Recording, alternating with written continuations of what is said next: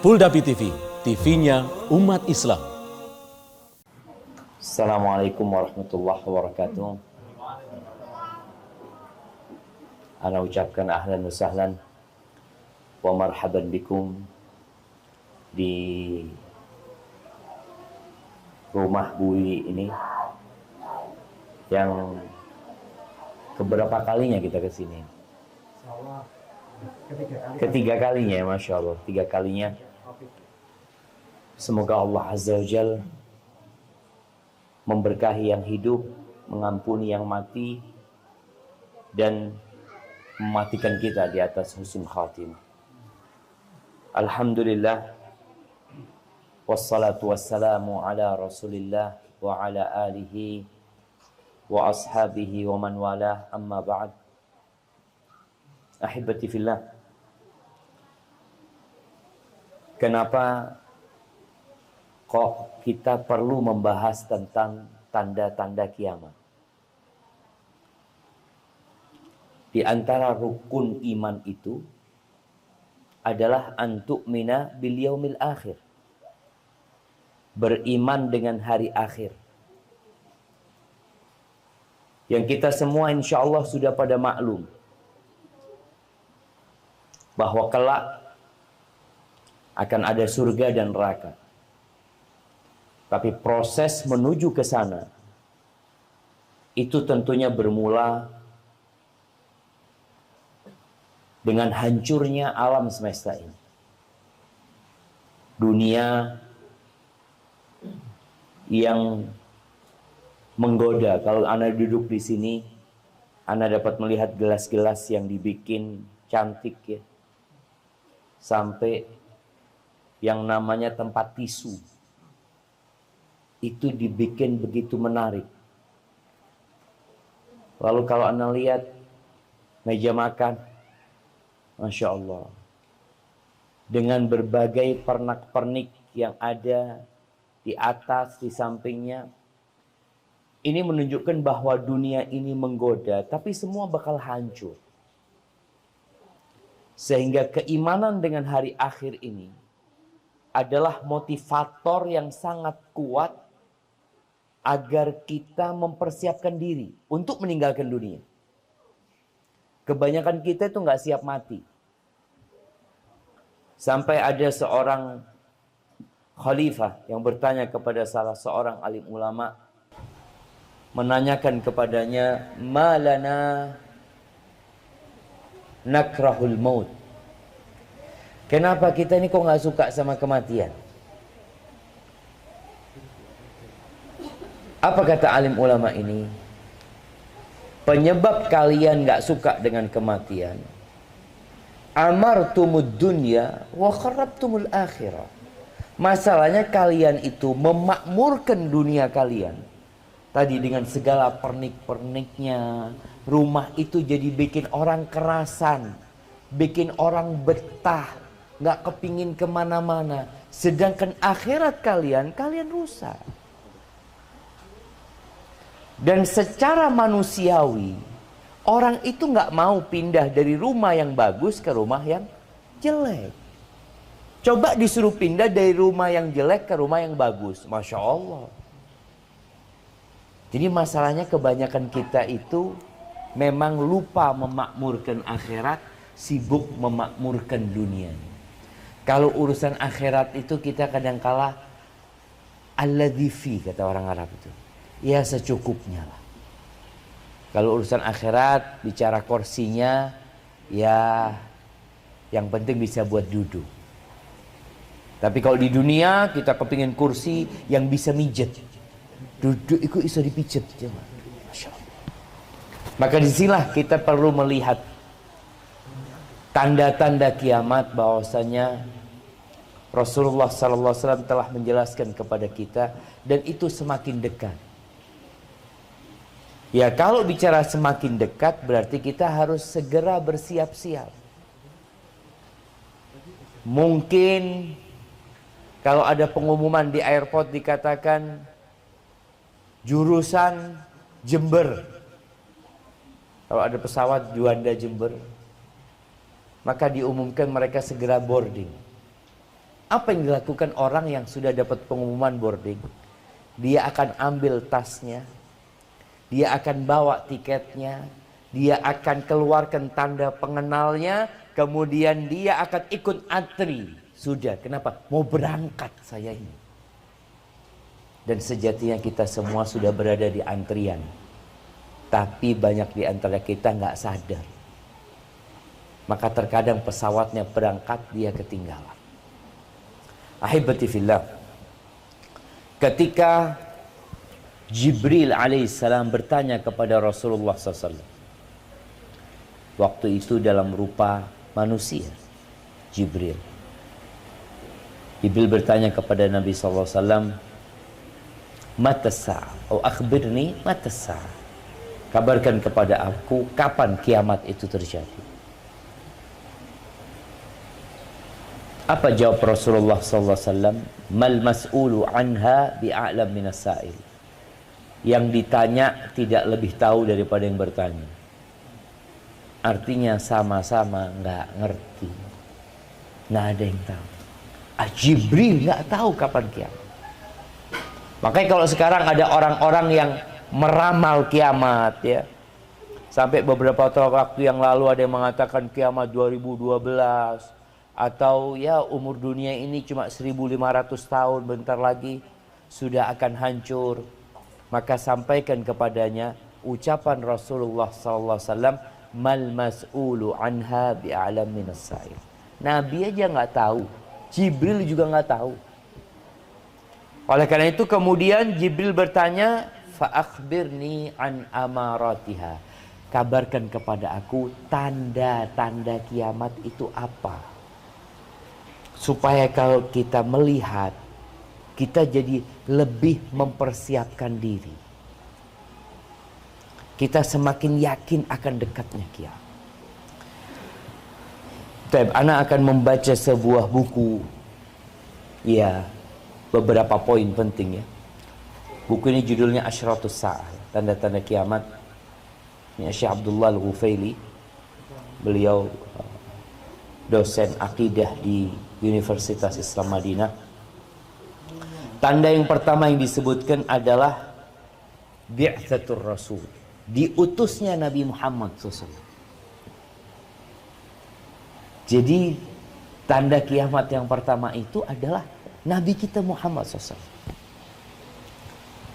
Di banyak hadis Rasul sallallahu alaihi wasallam mengatakan, bu'ithu ana was-sa'ah kahatain. Aku diutus bersama dengan bangkitnya kiamat itu seperti ini. Beliau menunjukkan dengan kedua jari. Apakah jaraknya itu antara jari tengah dengan jari telunjuk ini? Yang ada jarak, ya, sedikit, ya. Atau jarak yang di antara keduanya. Tapi manapun ini menunjukkan akan dekatnya kiamat. Baik. Berapa tahun yang lalu Rasulullah sallallahu alaihi wasallam diutus? Nah, kakak. Berapa tahun yang lalu Rasulullah sallallahu alaihi wasallam diutus? Sekarang tahun berapa? 1443. Baik, pertanyaannya, berapa tahun yang lalu Rasulullah sallallahu alaihi wasallam diutus? Ditambah berapa ini? Tambah berapa? Nabi sebelum hijrah berapa tahun di Mekah? 13 tahun. 13 tahun. Berarti 13 tahun tambah 43. 56. Iya. 1456 tahun yang lalu Nabi sudah menyebutkan, aku dengan kiamat itu seperti ini. Bagaimana dengan kita sekarang ini? Maka akan semakin dekat kiamat itu. Kemudian tanda yang kedua, terbelahnya rembulan. Rembulan yang kalau di malam purnama kita melihat bulat, Masya Allah. itu ternyata pernah terbelah menjadi dua. Berdasarkan firman Allah di surat Al-Qamar. Apa kata Allah Azza wa Jalla? Iqtarabatis sa'ah wansyaqqal qamar. Telah mendekat kiamat dan bulan itu terbelah. Jadi orang-orang Quraisy melihat. Jadi orang itu kadangkala memang mencari kebenaran. Tapi ada orang yang mencari pembenaran. Ketika orang-orang musyrikin minta tanda, bukti bahwa Nabi Muhammad SAW adalah utusan Allah. Bulan itu dibelah jadi dua. Sampai berada ada gunung Jabal Qayqar atau Jabal yang lainnya, itu berada di antara dua bulan ini. Apa kata orang-orang musyrikin?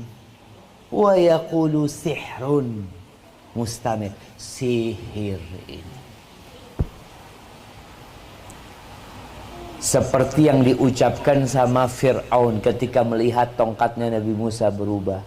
Oh, sihir ini, kata dia. Datangkan penyihir-penyihir. Adu sihirnya. Diadu sihirnya. Tukang sihirnya masuk Islam. Fir'aunnya tetap gak masuk Islam. Kenapa? Karena memang mencari pembenaran. Maka kita perlu melihat hati kita ini. Kita ini mencari kebenaran atau mencari pembenaran. Artinya kita mau membenarkan yang kita yakini. Kita yakini sihir, kita datangkan tukang sihir lah. Dan ahibati fillah, para ulama menyebutkan Al-Qadhi Iyad berkaitan dengan terbelahnya rembulan ini. Dia mengatakan insyiqaqul qamar min ummahati mu'jizati nabiyina Muhammad SAW. Jadi terbelahnya rembulan itu salah satu mukjizat terbesar Nabi kita sallallahu alaihi wasallam. Telah diriwayatkan oleh banyak para sahabat dan sesuai dengan ayat yang kita baca tadi. Walaupun tetap akan ada yang mengingkarinya. Secara akal, mungkinkah rembulan terbelah? Mungkin, jemaah. Kenapa nggak mungkin? Ini buat orang yang beriman dengan adanya Tuhan. Maka kita akan beriman dengan apa yang telah terjadi. Baik, selesai. Tanda yang ketiga. Jadi tanda kiamat itu afwan, ada yang besar, ada yang kecil. Tanda-tanda yang besar itu, kalau sudah muncul satu, itu seperti kita tahu tasbih. Kalau kelepas ikatannya, itu brodol. Artinya langsung kiamat setelah itu. Nggak lama lagi kiamat. Tapi kalau tanda-tanda kecil ini, ya nggak tahu kita kapan. Tanda yang ketiga itu akan ada api dari negeri Hijaz yang besarnya api itu dapat menerangi leher-leher onta di Busra. Busra itu dekat Damaskus. Jadi apinya ada di Medina atau antara Medina dengan Mekah, tapi Damaskus sana bisa terang di malam hari dengan cahaya api itu. Berdasarkan hadis Nabi SAW yang diriwayatkan Imam Bukhari dan Muslim, la taqumus sa'ah, kiamat tidak akan terjadi hatta takhruja narun min ardil Hijaz, sampai muncul api dari negeri Hijaz, tudi'u minha atau tudi'u anaqul ibili bi Busra. Leher-leher onta di Busra itu terang di malam hari dengan cahaya api ini.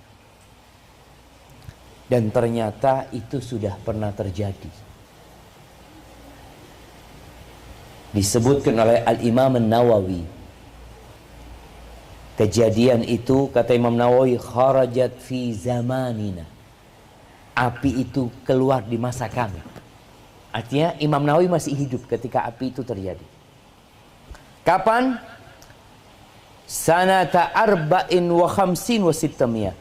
Tahun 654. Tahun 654 Hijriah. Masehinya berapa jemaah?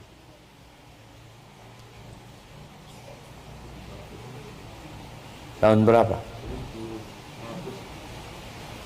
1100-an. 1100-an. Kata Imam Nawawi, keluar api di Hijaz, wa kanat naran azimatan jiddan. Jadi ternyata apinya itu adalah lava gunung Merapi. Besar sekali, disebutkan dekat dengan Madinah.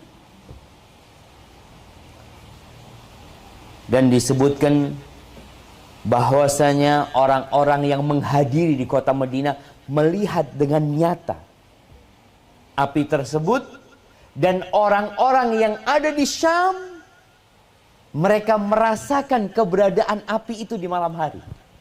Mereka tidak melihat apinya, tapi cahaya api itu menerangi Syam. 1 bulan. Bayangin. Jadi kalau kita melihat informasi yang disampaikan Nabi SAW itu menambah kita beriman. Ketika kita lihat, ya Allah, ini seperti yang disebutkan sama Rasulullah SAW. Ini berbeda dengan api. Nanti ada juga tanda kiamat itu, tanda kiamat yang besar itu, api yang menggiring manusia. Jadi subhanallah, ada api yang menyebabkan manusia itu semuanya berangkat ke Syam. Jadi ketika orang-orang itu capek tidur, api itu berhenti ya, hidup gitu api itu. Nanti ketika mereka sudah seger, api itu menggiring mereka. Nanti berapa hari mereka akan berapa jam mereka capek, berhenti api itu. Ini berbeda dengan api ini. Kalau api itu nanti salah satu tanda kiamat besar. Tapi yang disebutkan sama Nabi SAW ini sudah pernah terjadi pada tahun 654 Hijri. Kemudian tanda yang ketiga, fitnah. Banyaknya fitnah-fitnah. Kita dapat melihat di masa Rasulullah SAW. Tenang orang itu hidup ya. Setelah meninggalnya Nabi SAW. Tapi setelah itu terjadi fitnah di masanya Abu Bakar. Banyak orang-orang yang murtad. Kemudian setelah itu di masanya Umar bin Khattab radhiyallahu taala anhu.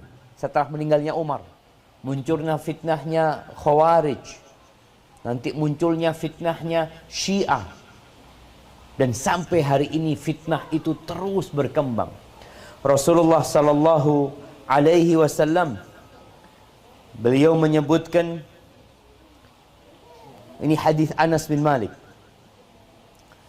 Ada orang-orang ketika kejadian fitnah di kota Madinah, datang orang-orang menjumpai Anas bin Malik radhiyallahu taala anhu. Bukan cuma di Madinah fitnah itu, fitnahnya Hajjaj bin Yusuf yang ada di Irak, di Kufa. Mereka mengeluh atas pemerintahan Hajjaj bin Yusuf ini. Jadi hakim yang zalim. Apa kata Anas bin Malik? Mengatakan kepada mereka, isbiru, sabar kalian. Menghadapi fitnah pemimpin yang zalim, sabar kalian. Bayangkan di situ ada sahabat. Dan kezaliman Hajjaj ini sudah ngawur. Ulama-ulama dibunuh sama Hajjaj. Tapi Anas bin Malik mengatakan, isbiru, sabar kalian. Fa innahu la ya'ti 'alaikum zamanun illa walladhi ba'dahu syarrun minhu. Tidak ada satu masa kecuali yang sesudahnya lebih buruk daripada yang sebelumnya. Subhanallah jemaah. Ini menakutkan ya. Kalau kita lihat, berarti masa yang ke depan ini akan lebih buruk dari yang sekarang. Akan lebih buruk dari yang sebelumnya. Hatta talqaw rabbakum. Sampai kalian berjumpa dengan Tuhan kalian. Ini kata Anas, sami'tuhu min nabiyukum sallallahu alaihi wasallam. Aku mendengar hadis ini dari nabi kalian. Beliau juga menyebutkan, badiru bil amal. Segera kalian beramal. Sebelum fitanan kaqita'il lailil mudlim. Sebelum datangnya fitnah-fitnah seperti potongan malam yang gelap gulita. Yusbihur rajulu mu'minan. Orang itu paginya beriman, sorenya kafir. Sorenya beriman, paginya udah kafir. Itu terjadi. Dan di masa sekarang fitnah ini semakin dahsyat sekali. Dulu orang mau berbuat dosa itu masih repot. Orang dulu mau membaca bacaan-bacaan yang menyimpang itu sulit. Sekarang dengan mudahnya orang itu membaca pemikiran-pemikiran yang menyimpang. Makanya ada anak-anak muda sekarang sudah nggak sholat bukan karena males ya, tapi karena merasa nggak perlu sholat. Berapa banyak anak-anak yang sekolah di perguruan tinggi Islam, tapi Islamophobia. Gimana nih sekolah di perguruan tinggi Islam, tapi Islamophobia? Terjadi seperti itu di masa sekarang ini. Anak yang nggak percaya dengan Nabi Muhammad SAW, sampai orang tuanya bingung kok bisa. Kemudian kalau kita ngelihat jamaah, anak kemarin membaca tentang LGBT. Bagaimana paus itu di demo lah dengan uskup-uskup yang ada di Jerman. Karena mereka meminta supaya LGBT dilegalkan. Supaya pendeta-pendeta itu bisa kawin sesama jenis. Bayangin.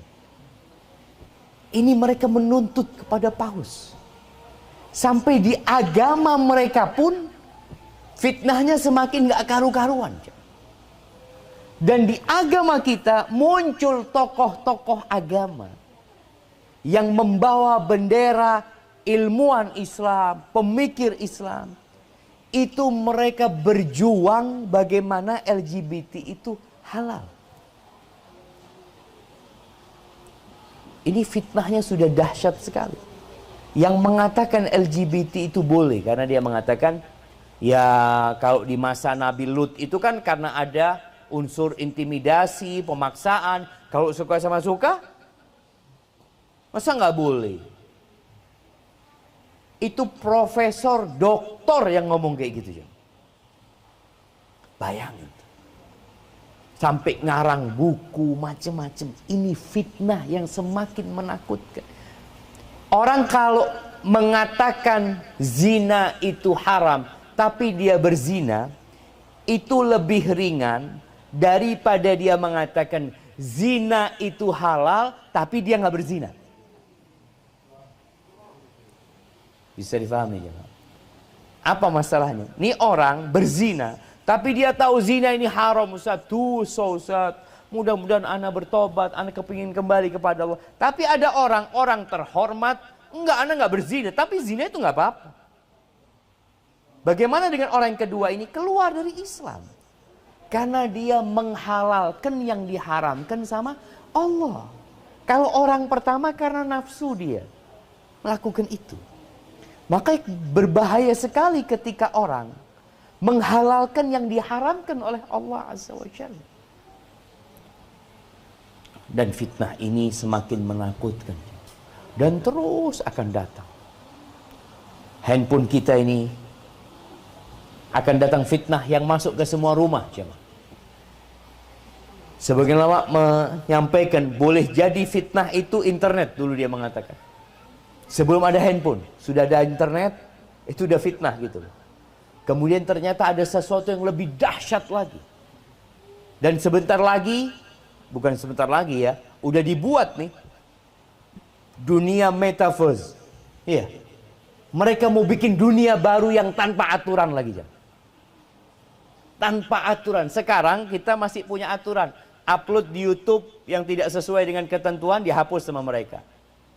Kita upload sesuatu di Twitter yang tidak sesuai dengan ketentuan, aturan mereka dihapus sama mereka, diblokir sama mereka, ditutup sama mereka. Nanti ada dunia tanpa aturan. Na'udzubillah min dzalik. Ini menunjukkan fitnah yang semakin dahsyat, berarti kita semakin dekat kepada kiamat. Kemudian tanda-tanda kiamat kecil itu munculnya pendusta-pendusta, dajjal yang mengaku nabi. Jadi orang-orang pendusta yang ngaku nabi. Di mana Rasul sallallahu alaihi wasallam mengatakan la taqumus saa'ah. Ini hadis riwayatkan Imam Bukhari dan Muslim, kiamat tidak akan terjadi hatta yub'atsa dajjalun kadzabun qaribun min 30 kulluhum yaz'umu annahu Rasulullah. Tidak akan terjadi kiamat sampai muncul pendusta-pendusta, penipu-penipu, jumlahnya hampir 30 orang. Semuanya mengaku Rasulullah. Terakhir di Indonesia yang ngaku Rasulullah siapa jamaah? Siapa? Oh, habisnya Lia Eden. Ahmad Musaddiq. Iya. Pernah tahu sama Ahmad Musaddiq? Ahmad Musaddiq itu bukan mengaku nabi, mengaku Rasulullah sallallahu alaihi wasallam. Muncul di Indonesia. Ana pernah ke dekatnya Sukabumi salah. Cianjur apa ya? Cianjur mungkin. Nah, itu MUI-nya ngomong, Ustaz, di tempat kita ini ada nabi baru, Ustaz. Nabi Idris. Ada satu kelompok ngaku nabi, Ustaz. Orangnya, pengikutnya banyak, Ustaz. Yang heran itu kok banyak pengikutnya. Kita tahu bagaimana pengikutnya Musailamah Al-Kadzdzab. Itu banyak sekali. Mereka fanatik, bahkan siap mati untuk Musailamah Al-Kadzdzab.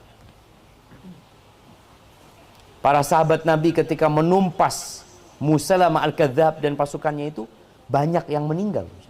Para sahabat Nabi radhiyallahu taala anhu. Dan terus akan muncul, dan yang terakhir dalam hadis lainnya dikatakan hatta yakhruja 30 kadzaban akhiruhum al-a'war al-kadzdzab. Yang terakhir nanti Dajjal. Dajjal yang sebenarnya kalau dikatakan ya. Karena ada Dajjal yang sekedar mereka berdusta, berbohong. Kemudian tanda-tanda kiamat yang lainnya Nabi SAW menyebutkan budak melahirkan tuannya. Budak melahirkan tuannya. Jadi ini budak, tuannya ini anaknya sendiri. Antalidal amatu rabbataha. Kemudian akan muncul orang-orang Badui yang mereka dulunya tidak beralaskan kaki, mereka telanjang, pengembala kambing, berlomba-lomba meninggikan bangunan. Kalau kita lihat di Timur Tengah itu jamaah, ya di daerah Emirat ya, kalau kita berangkat mungkin ke Dubai, ke Abu Dhabi, ana itu melihat ada satu daerah itu isinya gedung-gedung tinggi semua. Ana tanya sama teman, siapa yang tinggal di sana? Belum ada, Ustaz. Belum ada. Jadi mereka tiap kabilah itu bikin bangunan tinggi-tinggi, berlomba-lomba. Tiap kabilah, belum ditempati, Mas. Ini punya kabilah fulan, punya kabilah fulan, kabilah fulan. Subhanallah, yang Nabi sebutkan itu bukan di Indonesia, bukan di Eropa. Nabi menyebutkan tentang orang-orang Arab Badui itu, yang dulu rumahnya adalah tenda-tenda, yang mereka nomaden. Kemudian mereka bikin rumah nggak sembarangan. Mereka bikin yang tinggi-tinggi. Yatatawaluna fil bunyan. Mereka panjang-panjangan bangunan. Dan sekarang gedung tertinggi di dunia itu di Eropa apa di Arab? Di Arab. Di Arab. Ahibati fillah, perlu kita ketahui bahwa ketika Nabi alaihi salatu wasallam menyebutkan tanda-tanda kiamat itu bukan berkaitan dengan hukum. Hukumnya nanti ya dengan penjelasan Nabi yang lain. Karena ada yang mengatakan, oh gimana Ustaz, di Mekah itu kok sudah tinggi-tinggian bangunan. Ini kan membuat kiamat semakin dekat gitu loh. Enggak sebenarnya. Kalau orang mau meninggikan bangunan karena ada perlunya, silahkan. Orang mau bikin karena udah tanahnya habis, kita mau bikin bangunan ke atas gitu. Oh tafadhol, nggak ada masalah. Tapi yang berlomba-lomba membuat bangunan untuk berbangga-banggaan, maka itu yang tercela. Tapi kalau kita lihat di Mekah, di Madinah, orang ninggikan bangunan karena berbangga-banggaan atau karena kebutuhan? Ya karena kebutuhan mereka. Untuk jemaah haji, jemaah umroh. Tapi itu pun tanda-tanda kiamat. Baik, tanda-tanda yang selanjutnya, dicabutnya ilmu, munculnya kebodohan. Allahu Akbar. Rasul sallallahu alaihi wasallam mengatakan, inna baina yaday sa'ah, di hadapan kiamat itu, la ayyaman yanzilu fihal jahal, akan ada hari-hari yang kebodohan itu turun. Wa yurfa' fihal ilm, bodoh turun, ilmu diangkat.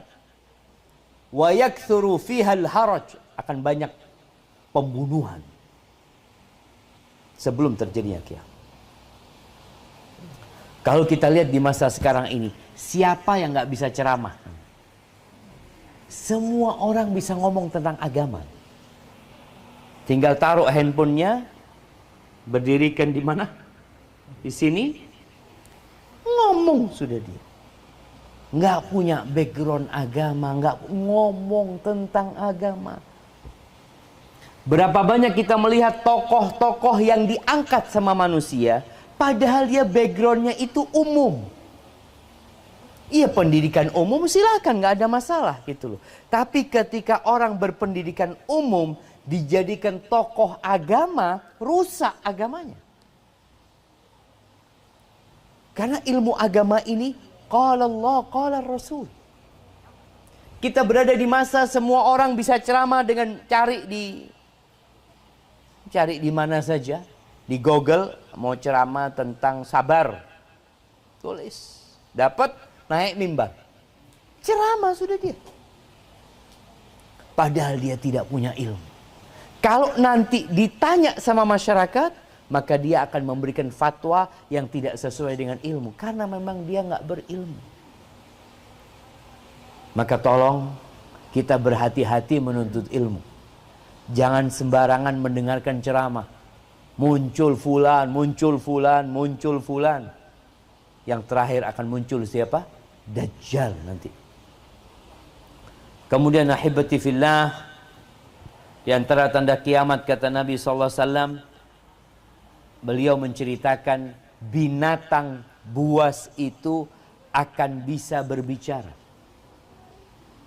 Bahkan benda mati itu akan bisa ngomong. Bagaimana cerita Nabi SAW ketika memerangi Yahudi. Nanti sampai batu pohon itu akan memanggil, ya Muslim, ya Muslim. Khalfi Yahudi, belakangku ada orang Yahudi. Kecuali pohon gharqad. Artinya Nabi menjelaskan. Dan kita percaya loh jemaah. Rasulullah SAW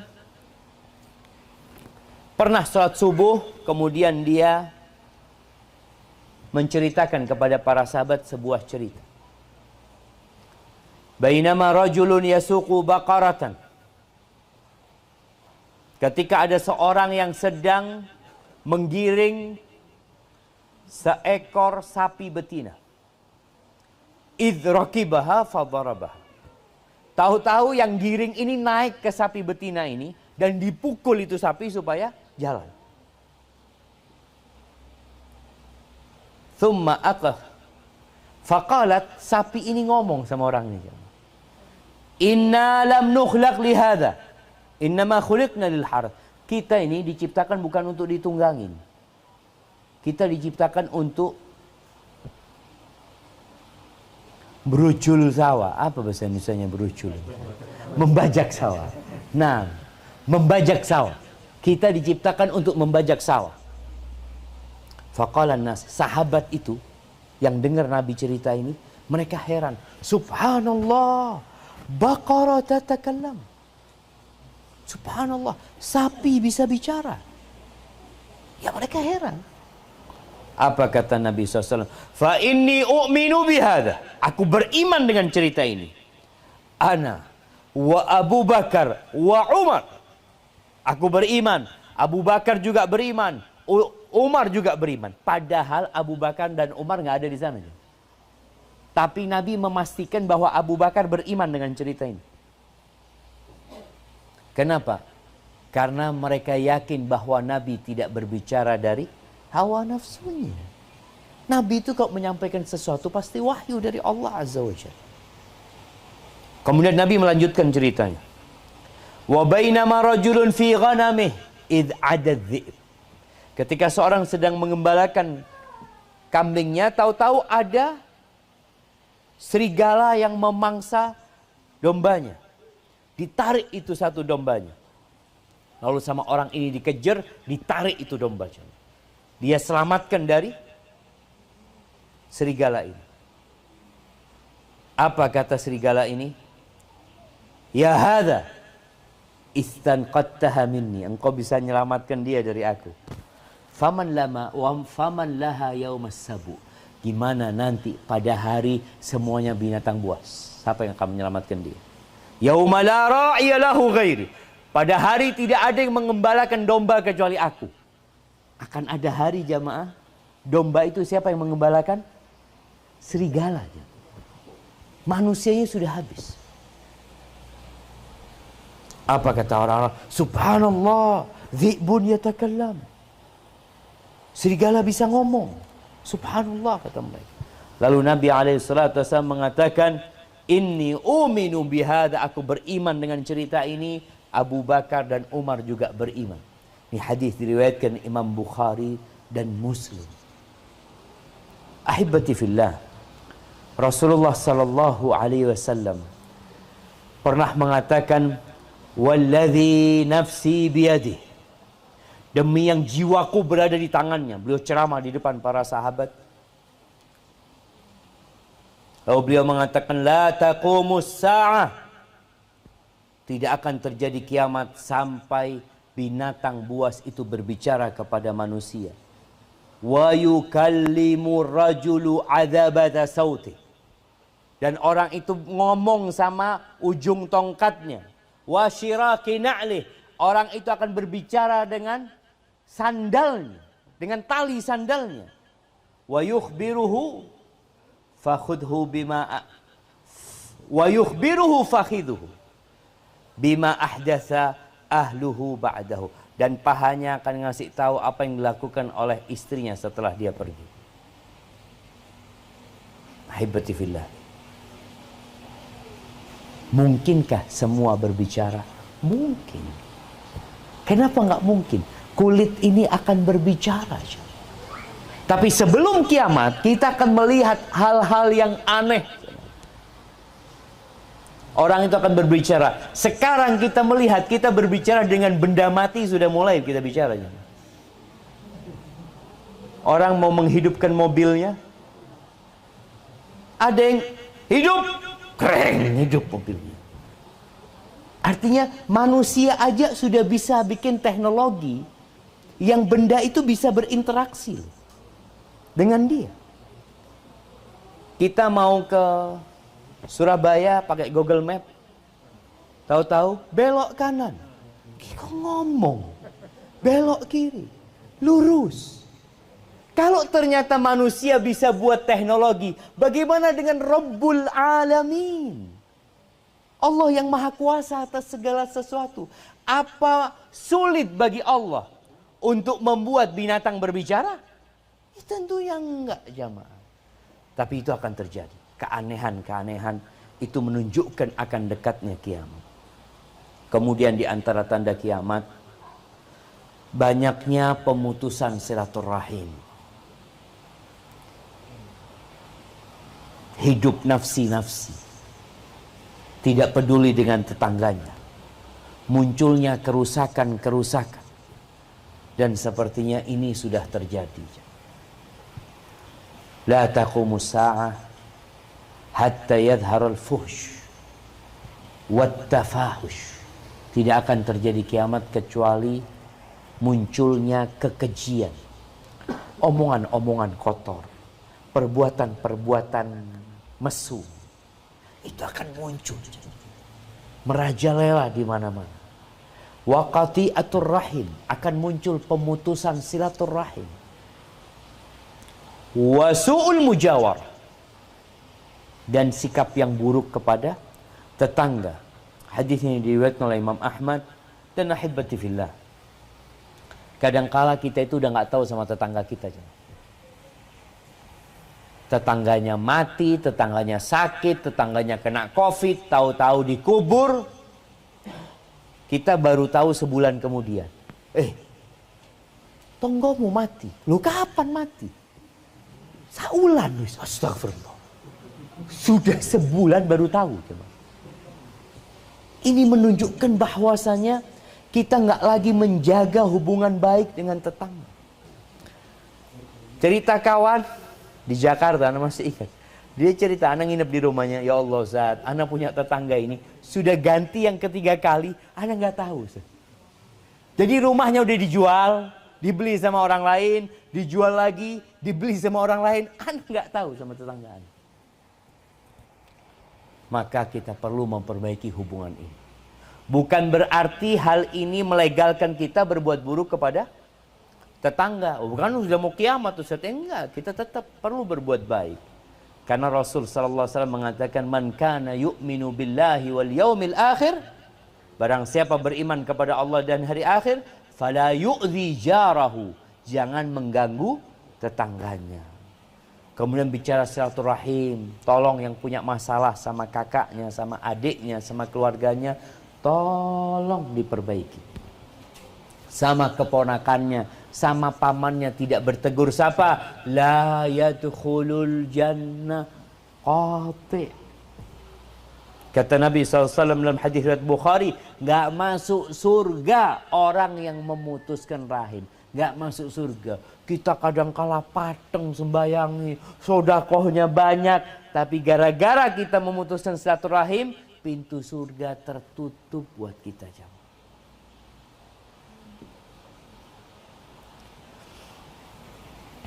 Ahibati fillah. Ada seorang syekh cerita, ini terakhir sudah. Atau anak iya. Nanti akan anak tambah satu lagi untuk tanda kiamat. Baik. Ada satu cerita yang sangat menginspirasi sekali ya. Syekh ini cerita, ada seorang kakak beradik, udah meninggal orang tuanya, ibunya masih hidup. Ibunya masih hidup. Suatu hari ibunya ngomong sama anaknya, nak, engkau berangkat ke tempat kakakmu, engkau antarkan ini. Aduh lah bu, dah usah lah bu, ini itu biar orang lain suruh nganter. Ibunya nyuruh dia nganter. Akhirnya sang anak ini nganterkan dengan terpaksa. Dia lagi mau habis main bola kalau usah, dia main bola dulu baru ke rumah kakaknya. Ketika dia datang ke rumah kakaknya, kakaknya itu seneng banget adiknya ini datang. Kata kakak, ya Allah dek, aku kangen banget sama engkau dek. Engkau gak pernah datang, kata dia, ini itu. Kayak aku tak sibuk kayak ini, ayolah dek, minum apa? Minum teh dulu, masuk ke rumah, ini itu. Akhirnya masuk nih adiknya, masuk ke rumah kakaknya. Kemudian suami kakaknya ini telepon sama iparnya ini, ya Allah makasih banyak ya engkau datang ke rumah kakakmu ini itu. Seneng banget ya ma. Jadi kadang-kala kita lupa bahwa ziarah kita ke rumah kerabat kita itu membawa kebahagiaan buat mereka. Kadang-kala kita ke rumah sohib kita, iya. Ke rumah rekan kerja kita, iya. Ke rumah saudara kita hampir nggak pernah. Terus kadang-kala ada juga masalah yang mengatakan, loh iya kan yang kecil saat datang kepada yang besar. Nggak harus ya ma. Bicara silaturahim ini, kata Nabi SAW, laisal wasil bil mukafi. Orang yang menyambung rahim itu bukan yang balas-balasan, bukan loh. Kalau balas-balasan memang sudah nyambung rahimnya. Tapi yang disebut al-wasil, orang yang pandai menyambung rahimnya, yang akan diluaskan rizkinya, yang akan dipanjangkan umurnya. Siapa dia? Alladzi idza quti'at rahimuhu wasalaha. Yang kalau rahimnya diputuskan, dia nyambung rahimnya. Dia nyambung gitu. Ada seorang adik yang gak pernah ke kakaknya. Kakaknya datang dulu gak apa-apa. Ada seorang paman sama keponakannya gak pernah datang. Ya Ustaz, ya keponakan lah yang datang kepada paman. Memang seharusnya seperti itu. Tapi karena kita ingin fadilah, kita ingin mendapatkan karunia dari Allah, kita yang mulai. Kita yang akan mendapatkan fadilah lebih besar. Maka tolong hal ini diperhatikan. Tetangga kita, tolong kalau punya rezeki, masak, bagikan sama tetangganya. Di desa masih ada jemaah. Walaupun di desa itu kadang-kala pembagian kue itu karena ada acara gitu. Ada selamatan, ada ini, itu, baru mereka berbagi. Kita nggak perlu nunggu acara seperti itu. Kita punya rezeki, kita suruh orang rumah masak, bungkus, kirimkan ke tetangga-tetangga. Biasanya tetangga heran, ada acara apa? Nopo ini? Karena kita sudah nggak pernah berbuat baik sama tetangga. Ini ucapan mereka menunjukkan mereka itu nggak pernah dapat kecuali kalau ada acara. Padahal Nabi SAW mengatakan, idza tabakhta maraqatan fa'akthir ma'a. Kalau engkau masak, kepada Abu Dzar ya, masak daging yang pakai kuah, marak itu perbanyakin kuahnya, engkau perhatikan tetangga-tetangga. Nggak nunggu acara. Bagaimana Abdullah bin Amr bin As ketika pembantunya itu ngulitin kambing. Dia lagi ngulitin kambing. Apa kata Abdullah bin Amr bin As? Idza faraghta fabda bijarinal Yahudi. Kalau engkau selesai ngulitin, yang pertama engkau kasih tetangga yang Yahudi. Itu kata murid-muridnya, al-Yahudi. Engkau mau kasih yang Yahudi duluan. Apa kata Abdullah bin Amr bin As? Sami'tu Rasulullah sallallahu alaihi wasallam yaqul, ma zala Jibril yusini bil jar hatta dhanantu annahu sayuwarrithu. Jibril itu terus-terusan ngasih nasihat kepada aku, wasiat kepada aku agar berbuat baik kepada tetangga sampai aku mengira tetangga itu bakal dapat warisan. Bayangin jemaah. Itu mencakup semua agama. Artinya tetangga kita kadang-kala anak punya tetangga non muslim, ya berbuat baik engkau. Masak di rumah, kirimkan kepada mereka. Punya rezeki, kirim lagi. Loh Ustaz, anak ini sudah 3 kali ngirim Ustaz. Tapi mereka nggak pernah ngirim Ustaz. Kadang-kadang ada orang yang kepingin dibales, balesannya minta sama Allah. Makanya kalau kita itu berbuat baik, berharap balasan dari manusia, sing ono loro ati. Makanya berharaplah pahala dari Allah Subhanahu wa taala. Yang terakhir jemaah, di antara tanda kiamat itu banyaknya gempa. Banyaknya tanah ambles, longsor. Kemudian akan munculnya manusia-manusia yang dirubah rupanya sama Allah Azza wa Jalla. Dan kayaknya gempa semakin sering sekarang. Semakin sering. Kalau kita melihat apa badan yang ngurus gempa itu? Geologi ya? Meteorologi. Meteorologi itu mereka selalu melaporkan ada gempa, nanti gempa sini, Jember gempa, Malang gempa, Gresik gempa, mana gempa. Dan semakin banyak itu, semakin sering itu terjadi. Ya, kita perlu bersiap-siap. Yang sejatinya kalaupun kita tidak sampai kiamat itu terjadi, tapi kalau kita sudah mati, kiamat pribadi kita sudah terjadi. Maka tolong jaga diri kita, perbanyak amal soleh, perbanyak doa minta sama Allah Azza wa Jal agar kita dimatikan dalam kondisi husnul khatimah. Barakallahu fiik. Baik, mungkin itu yang dapat Ana sampaikan. Kita masuk ke sesi tanya jawab. Ana berikan kepada para jamaah. Nah, tafadhal.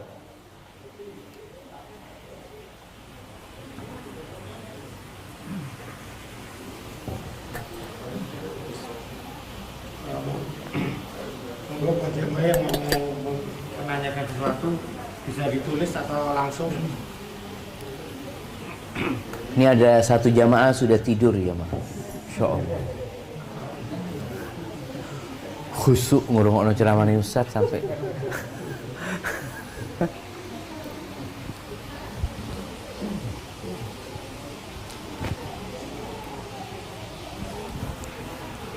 Ada pertanyaan buat Ustaz dari bapak-bapak dan jemaah?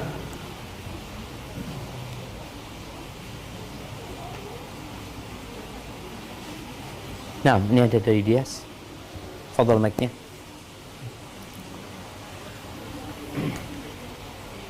Ustaz, bisa dijelaskan tentang, karena lupa, tentang budak yang melahirkan tuan, Ustaz. Itu penjelasannya bagaimana, Ustaz? Nah, iya. Jadi ada masa, mungkin sekarang sudah nggak ada jamaah, itu sudah lewat ya. Udah lewat, ada masa banyaknya perbudakan. Jadi ini berkaitan dengan seorang yang menggauli budaknya. Kemudian budaknya itu lahir menjadi tuan untuk ibunya. Budaknya itu kan anaknya merdeka, ibunya masih budak gitu. Seperti itu. Ini ada khilaf di antara para ulama, apakah ketika seorang budak melahirkan tuannya, otomatis dia akan bebas gitu loh. Nggak bisa diperjualbelikan lagi nanti ibunya itu. Ini ada masalah. Tapi yang jelas fase banyaknya perbudakan itu telah terjadi. Di mana satu orang punya 70 budak, punya 80 budak, punya 100 budak. Itu telah terjadi. Walaupun sekarang perbudakan itu sudah ya, Islam ini berusaha untuk menghapus perbudakan. Tapi ketika ada perbudakan, ada hukumnya. Di antara hukum yang berkaitan dengan perbudakan ini, seorang yang punya budak perempuan, dia boleh menggauli budak tersebut gitu. Tapi nanti ketika anaknya lahir, anaknya itu merdeka, sedangkan ibunya budak gitu loh. Ibunya adalah budak. Dan boleh jadi ada orang merdeka yang menikah dengan budak. Jadi ada orang merdeka karena dia nggak bisa nikah dengan orang merdeka, dia menikahi budak. Tapi biasanya hukumnya itu nanti ikut milik majikannya. Jadi anaknya yang lahir itu nggak ikut bapaknya, ikut pemilik budak tersebut. Seperti itu.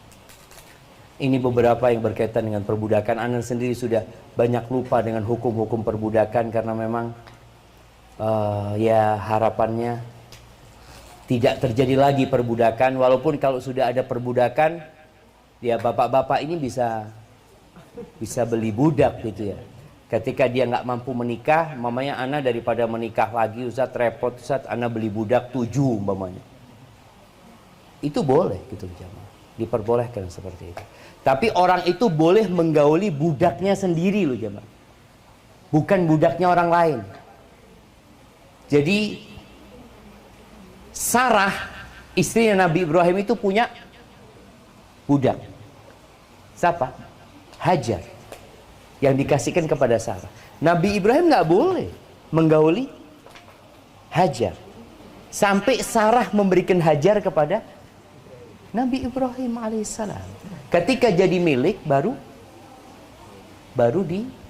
diperbolehkan. Barakallahu fiikum. Nah,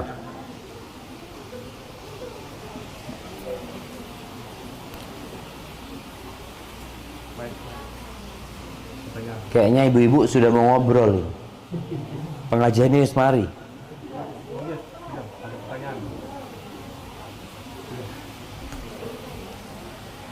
Kepada ibu-ibu barangkali ada pertanyaan.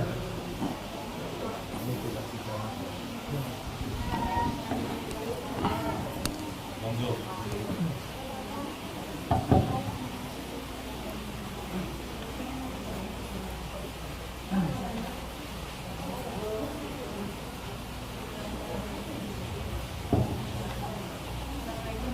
wabarakatuh. Waalaikumsalam warahmatullahi wabarakatuh. Nah, Assalamualaikum ya Ustaz. Saya ingin tanya mengenai masa idah seorang istri. Jadi berbeda dengan memang. Yang pertama, jika istri meninggal suaminya, lalu siapa yang wajib menafkahinya? Terutama dalam masa idah yang diwajibkan di dalam kehidupan tadi. ini idah mati, idah meninggal. Terus yang kedua, langsung ya Ustaz? Iya. Yang kedua, apa bolehkan menggunakan harta peninggalan suami untuk menafkahi dirinya dan anak-anaknya? Barakallahu fikum. Yang ketiga, udah semua. Iya. Yang melaksanakan masa idah itu Ustaz, karena jika saya lihat di lingkungan, kalau mereka melaksanakannya seperti santai saja. Suaranya kurang keras ya. Kurang jelas. Jadi yang pertama tadi berkaitan idahnya seorang yang tinggal meninggal oleh suaminya itu nafkahnya dari mana? Nafkahnya yang melanjutkan menafkahinya itu siapa? Yang memberikan nafkah kepadanya. Oke, siap. Yang kedua, Apa dibolehkan menggunakan harta peninggalan suami untuk menafkahi dirinya dan anak-anaknya? Yang apakah boleh apa dibolehkan menggunakan harta peninggalan suami untuk menafkahi dirinya dan anak-anaknya? siap? Yang ketiga, apa hukumnya melaksanakan masa idah itu Ustaz? Karena jika saya lihat di lingkungan, kalau mereka melaksanakan seperti santai saja. Nah, Tetap melaksanakan acara kayak yang tahlilan kayak gitu dengan berkumpulnya tetangga-tetangga, baik laki-laki dan wanita. iya. Terus Yang keempat,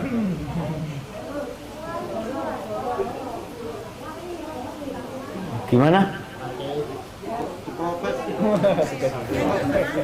bagaimana syarat-syarat yang wajib dilakukan bagi istri yang melakukan masa idah tersebut yang sesuai syariat? Siap. Barakallahu fikum. Baik, nanti lanjut lagi. Baik, yang pertama berkaitan dengan iddah. Ketika meninggal dunia, beda dengan ketika diceraikan ya. Ketika diceraikan, suami kan masih ada. Di masa iddah itu suaminya wajib menanggung nafkah buat istrinya. Sandang, pangan, papan itu ditanggung oleh suaminya sampai keluar masa iddah. Ini untuk tolak yang raj'i. Tolak yang bisa rujuk. Adapun berkaitan dengan siapa yang memberikan nafkah? Ya nggak ada. Karena suaminya sudah meninggal dunia.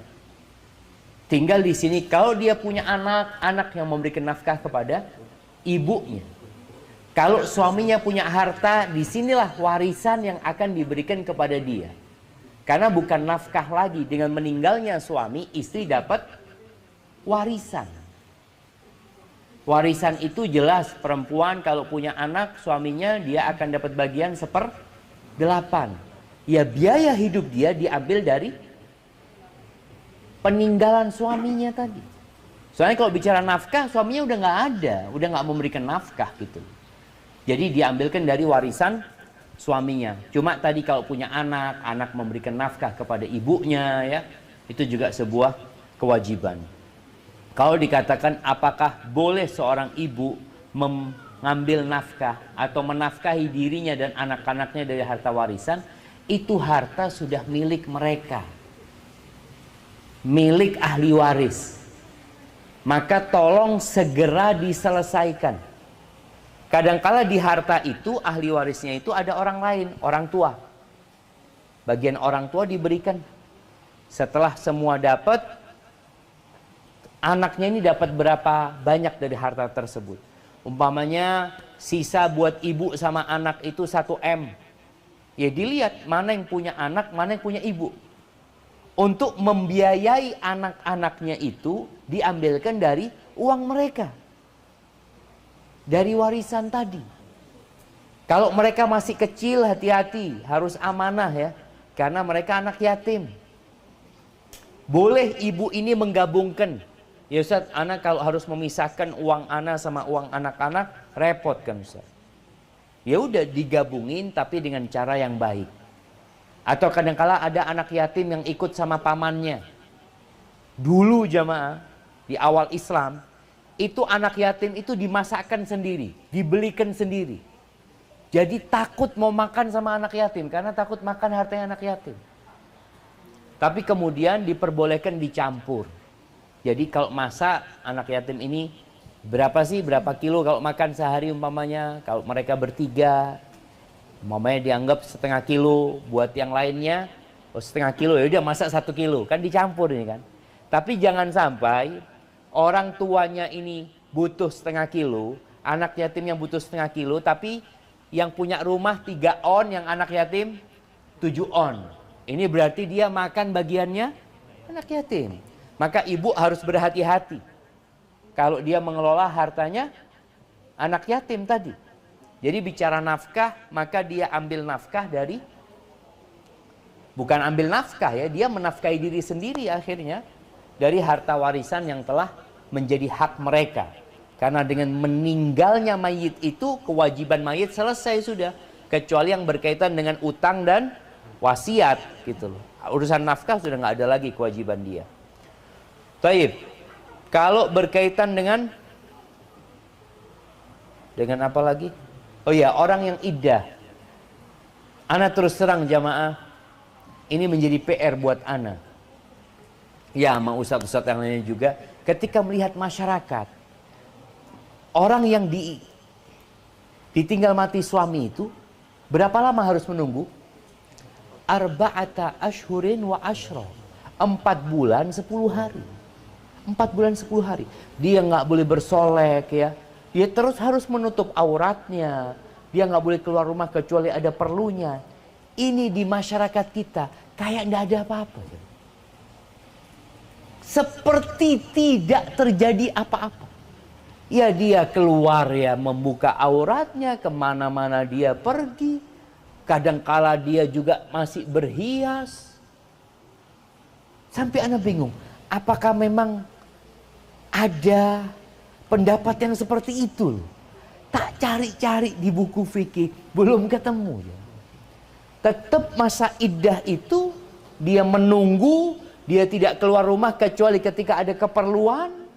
Kemudian kalau keluar rumah pun dia tidak boleh berpakai celak atau menampakkan kecantikan yang nggak boleh. Sedangkan di masyarakat sepertinya nggak ada hukum iddah itu. Jadi kalau bicara iddah ini wajib. Allah Azza wa Jalla mengatakan yatarabbasna bi anfusihinna arba'ata ashhurin wa ashra. Mereka harus menunggu selama 4 bulan 10 hari. Jadi bukan main-main gitu. Hanya saja ya mudah-mudahan kita berharap para ulama ya, para ustadz khususnya yang di kampung. Karena ustadz di kampung ini kan berinteraksi dengan masyarakat langsung. Mereka datang ketika ada orang meninggal dunia. Mereka ngurusin jenazahnya.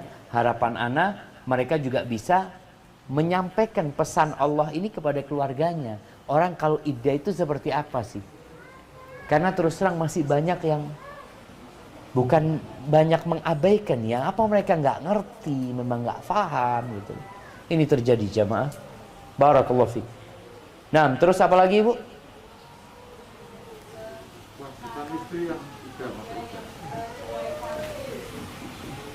Iddah tadi kan udah disebutkan.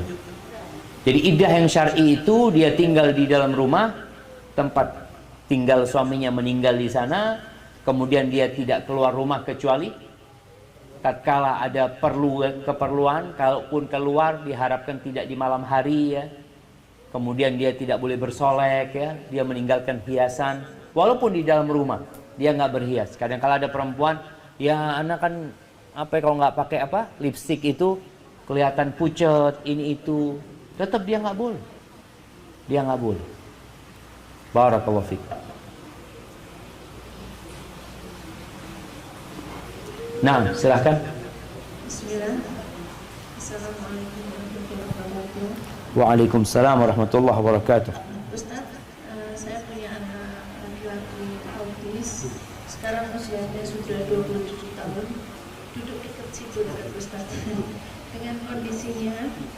nanti di hari kiamat, di masa perhitungan, apakah untuk anak-anak berkebutuhan khusus itu tanggungan dosanya itu apakah menjadi tanggungan ibunya atau gimana?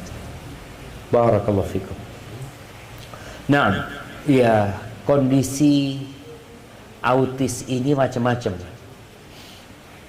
Tapi ketahuilah bahwa pena malaikat itu diangkat dari orang yang tidur sampai bangun, dari orang yang dari anak kecil sampai dia balik, dari orang yang tidak berakal sampai akalnya ada.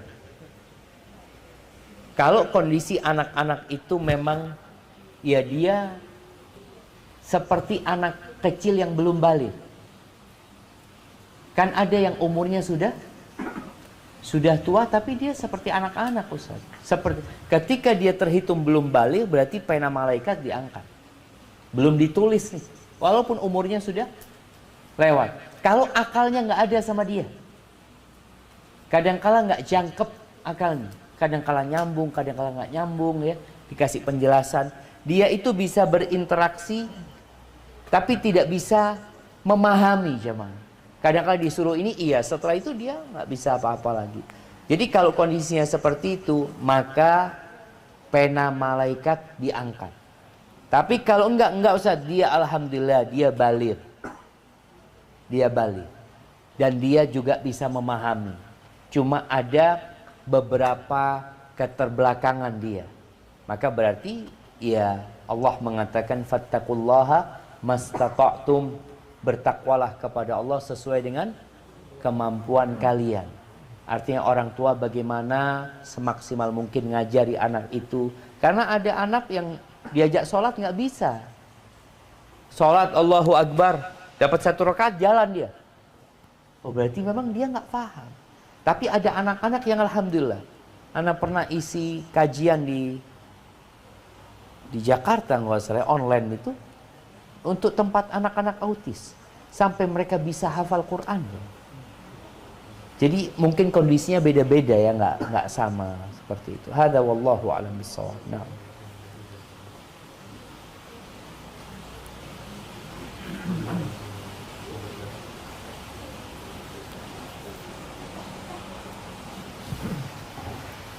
Naam, tafadhal.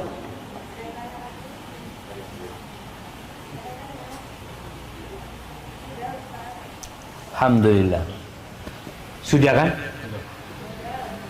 Barakallahu fiik jamaah. Alhamdulillah. Kita juga sudah lega di sini. Bapak-bapak, semoga perjumpaan kita hari ini diberkahi oleh Allah Azza wa Jalla. Semoga ilmu yang didapatkan bermanfaat buat kita semua, bisa kita jalankan dalam kehidupan ini. Subhanakallahumma wa bihamdika asyhadu an la ilaha illa anta astaghfiruka wa atubu ilaik. Assalamualaikum warahmatullahi wabarakatuh.